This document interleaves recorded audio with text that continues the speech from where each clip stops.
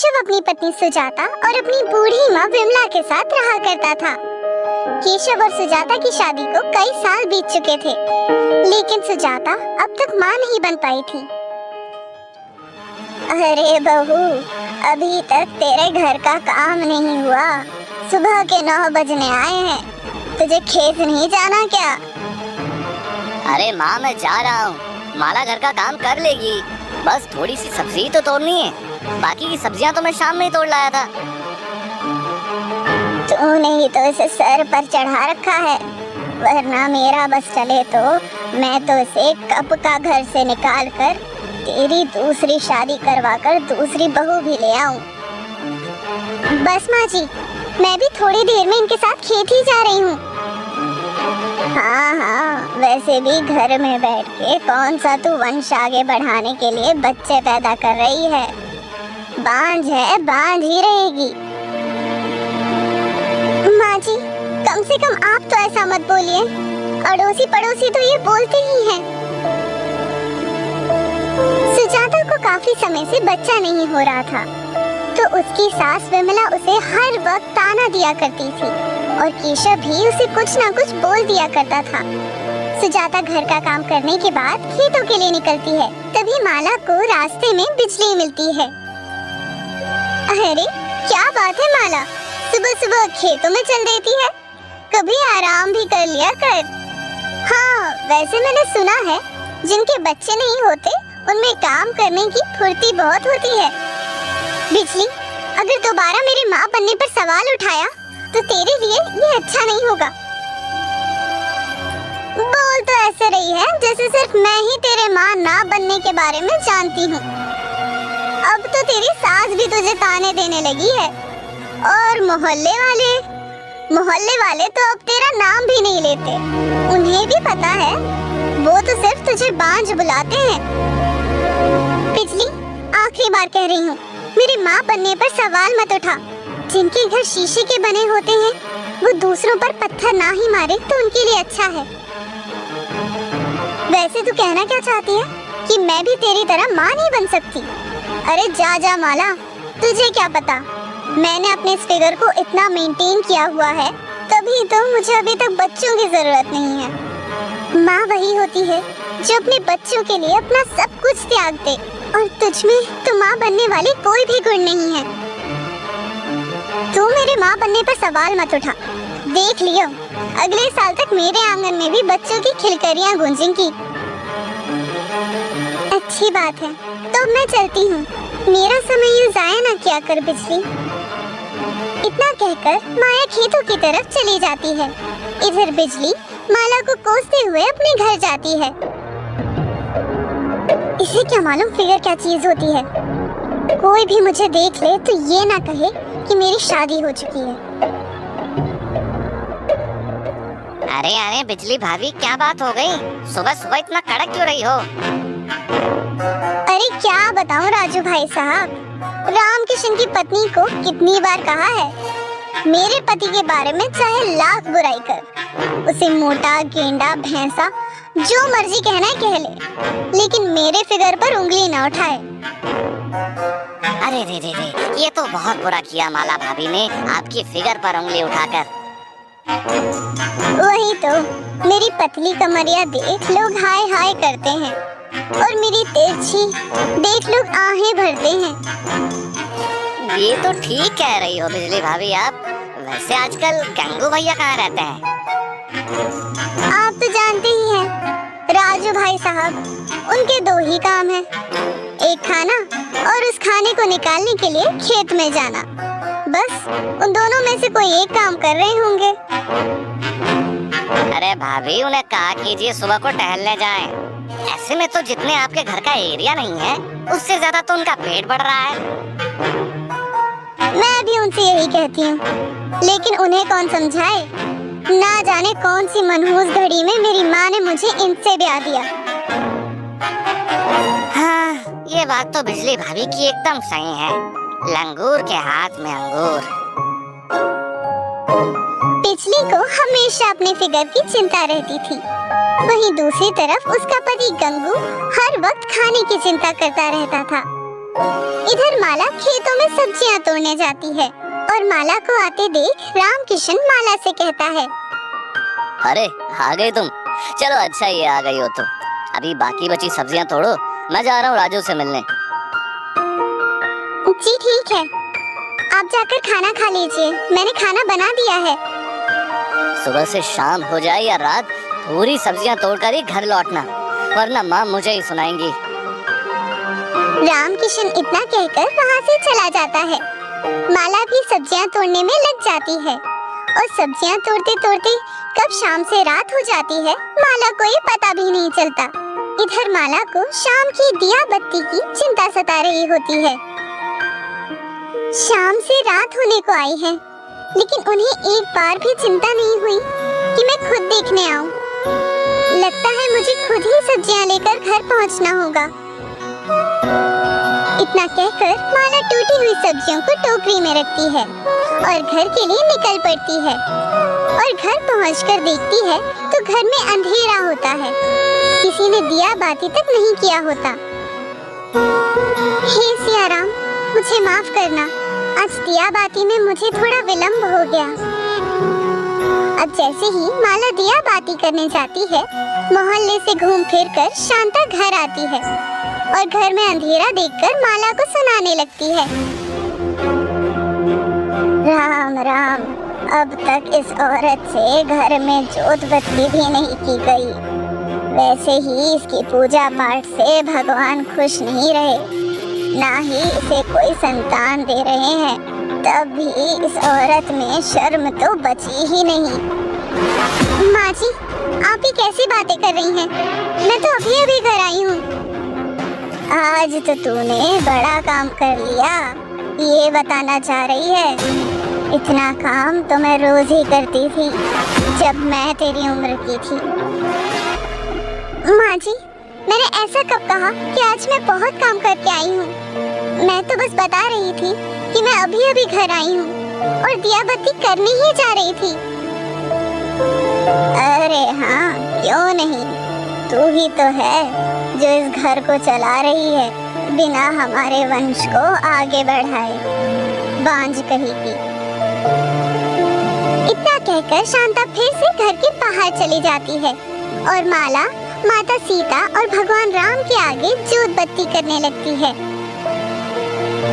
हे माँ सीते, मेरी सूनी को भर दो, अब तो मुझे मोहल्ले वाले भी बांझ कहने लगे हैं, मुझसे ये कड़वे शब्द सुने नहीं जाते।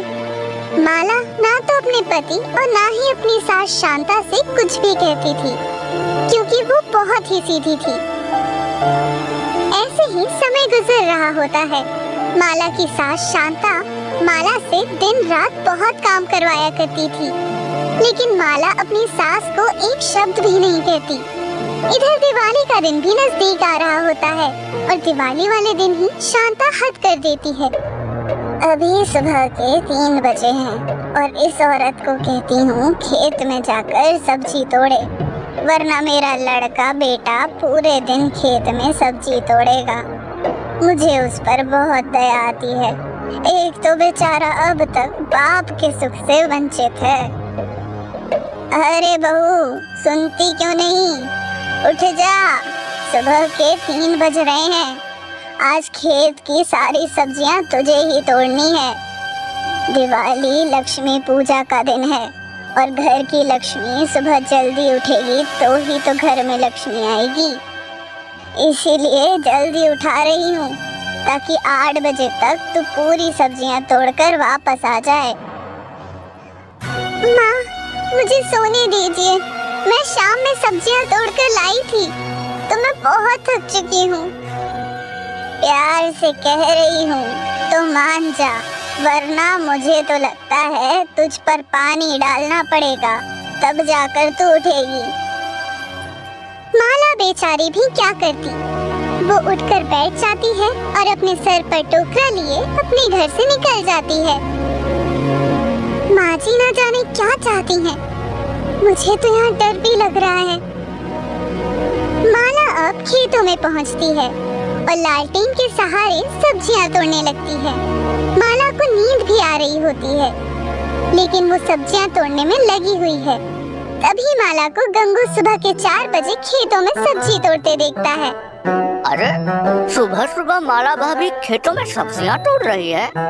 लगता है रामकिशन भाई साहब को अच्छी कमाई हो रही है सब्जियों से। लेकिन मुझे क्या, मुझे तो जोरों की आई है, अपना काम कर लेता हूँ पहले।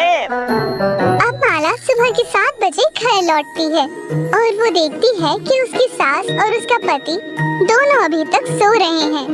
बेचारी माला घर का काम करती है, तभी माला के घर बिजली पहुंचती है। अरे रे, क्या बात है माला, आजकल तो तू खूब मेहनत करने लगी है। अभी अभी मेरे पति बता रहे थे कि तू सुबह 4 बजे खेत में थी। हाँ, वो मैं सब्जियां तोड़ने गई थी और अब भी आई हूँ। अब मैं घर के काम करूँगी। इसका मतलब तू खेतों में सब्जी तोड़ने गई थी तो लोगों को बताते गई है कि मेरी सास ने मुझे सुबह सुबह खेतों में भेज दिया। अरे तू तो अपने मन से गई थी ना, और अपनी सास को बदनाम कर रही है। अरे शांता काकी, चाहे माला को खेत में आपने भेजा हो या माला खुद से गई हो, लेकिन काम तो आप लोगों का ही हुआ है ना, इसमें लड़ने वाली क्या बात है। अरे बिजली, तू जानती नहीं है मेरी बहू को, मैं तो इसे रानी बनाकर रखती हूँ, रानी। भले ही ये मेरे कुल को आगे नहीं बढ़ा रही है। हाँ शांता काकी, इस बात का दुख तो मुझे भी बहुत है, तभी तो आप सूखती जा रही हैं। अरे बिजली, क्या बताऊं, जहाँ 3 टाइम का खाना खाती थी, अब एक समय की रोटी भी सही से नहीं खाई जाती। कुछ भी कह लो, बुढ़िया का काम नौटंकी से कम नहीं है। जब देखो तब इसका मुंह चलता रहता है और कहती है एक समय का भी खाना नहीं खाती हूँ। मुझे तो पता है बेचारी माला पर ये बुढ़िया कितना जुल्म करती है। बिजली तो वहाँ से चली जाती है, लेकिन कुछ समय बाद रामकिशन खेतों से आता है तो वो अपनी माँ शांता से कहता है, माँ सब बर्बाद हो गया, सब। खेतों में टमाटर, मिर्च, जितनी भी हरी सब्जियां थी, उनमें किसी ने अपनी गाय भैंस चरा दी है। ये तू क्या कह रहा है रामकिशन? तुझे पता भी है खेतों में हरी सब्जियों की फसल के लिए सेठ करोड़ीमल से कितना कर्ज लेके सब्जियों की खेती की है। आज मैंने इस कलमुखी को खेत में भेजा था, जरूर इसी ने कुछ किया होगा। इधर माला घर का काम करने के बाद पूजा करने के लिए बैठी ही होती है, तभी शांता माला के हाथों से पूजा की थाली छीन लेती है। क्यों री, तू चाहती क्या है? क्यों मेरे बेटे और मेरे घर के पीछे पड़ी है? तेरे इस पूजा पाठ से घर में रत्ती भर भी सुख शांति नहीं आती। माला बोल, क्या किया है तूने खेतों में? माँ ने तुझे सब्जियां तोड़ने के लिए खेतों में भेजा था ना, और तूने सब बर्बाद कर दिया। इतना बोलकर शांता माला के बाल पकड़ लेती है और उसे खींचती हुई काफी दूर तक ले आती है। तभी दरवाजे पर किसी के खटखटाने की आवाज आती है। रामकिशन, जाकर देखो कौन आया है, उसे दरवाजे से ही लौटा दियो, आज तो इसकी खैर नहीं। ठीक है माँ, मैं अभी उन्हें लौटा देता हूँ। रामकिशन बाहर आता है तो देखता है उसके दरवाजे पर एक साधु के साथ एक महिला भी खड़ी है जो उससे भीख मांगते हैं। अरे अरे जाइए, यहाँ आपके लिए कुछ भी नहीं है, बल्कि आज दिवाली वाले इतने शुभ दिन पर हमारा बहुत नुकसान हो गया है, हम पहले ही बहुत परेशान हैं, माफ कीजिए हमें। रामकिशन इतना बोलकर उनके मुंह पर ही दरवाजा बंद कर देता है और इधर शांता ना सिर्फ माला को मार रही होती है बल्कि उसे खरी खोटी भी सुना रही होती है। तभी एक और बार दरवाजा खटखटाने की आवाज आती है और इस बार शांता खुद दरवाजा खोलती है। हाथ जोड़कर हमें माफ कीजिए और यहाँ से चले जाइए, हम पहले से ही बहुत परेशान हैं। इस परेशानी का समाधान करने आया हूँ माते, क्या मैं घर में आ सकता हूँ? जी नहीं, अभी हमारे परिवार में बहुत बड़ी समस्या हो गई है। हमें माफ कीजिए और हमारा पीछा छोड़ दीजिए। गांव में और भी घर है, वहां चले जाइए। शांता साधु से ये कह ही रही होती है, तभी साधु और वो महिला घर में प्रवेश कर जाते हैं और घर में प्रवेश करते ही घर के चारों तरफ दिए जगमगा उठते हैं। साधु भगवान राम के रूप में बदल जाता है और वो महिला माता सीता के रूप में बदल जाती है। ये देखकर रामकिशन और शांता हैरान रह जाते हैं और जब रो रही माला भगवान राम और माता सीता को अपने घर में देखती है तो वो बहुत हैरान हो जाती है। साक्षात भगवान खुद हमारे घर चल कर आए हैं। मुझे तो विश्वास ही नहीं हो रहा। हे राम सिया। हे प्रभु, मुझे माफ करना, मैं आपको पहचान नहीं पाया। प्रभु, आप साक्षात मेरे द्वारे पधारे हैं। मुझे तो विश्वास ही नहीं हो रहा। उठो माला, नारी कभी कमजोर नहीं होती, बल्कि उसे कमजोर बनाया जाता है। खासकर एक औरत ही दूसरी औरत की दुश्मन बन